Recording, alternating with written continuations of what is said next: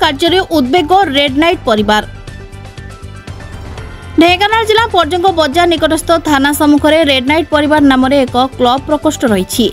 यह परिवार आनुकूल्य विभिन्न दिन मानक विभिन्न प्रकार कार्यक्रम अनुष्ठित होता देखा मिलता है। अल्प किछि दिन तले क्लब कार्यालय सम्मुखें विशाल मागणा स्वास्थ्य सेवा शिविर अनुष्ठित हो जाइतिबा बेले रात्रिकालीन क्रिकेट टूर्नामेंट और केतेक जनहितकर कार्य करी लोकलोचन रे प्रशंसार पात्र होइछन्ति।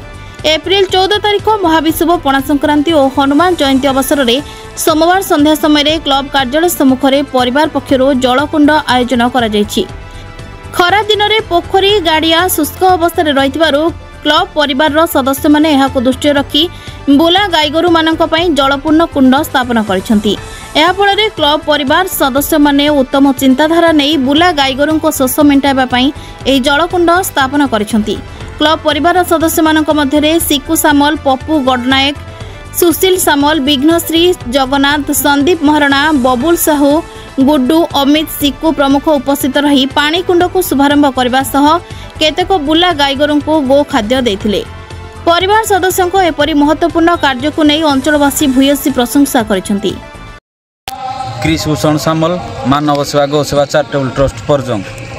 आज खरा को आम आखि दृष्टि आकर्षण करी आम पाखे सीना पानी बोतल अच्छी, छता अच्छी, टोपी अच्छी, आम मैंने बंची जाऊँ कि गाई गोरु मैंने पा पीवाई हईराण होती जहाँफल बंध नाल सब सुखिला पड़ी खरा जुगे से आज आम आम परिवार रेड नाइट परिवार तरफ आम जलकुंड और गाई मान कि खाइबा देइथिलु।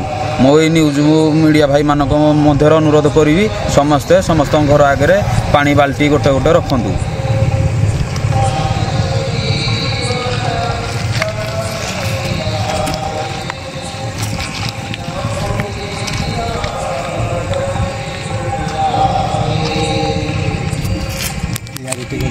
ढेंकानाल जिला पर्जंग ब्लॉक रु निर्मल गडनायक रिपोर्ट, ना ओडिशा।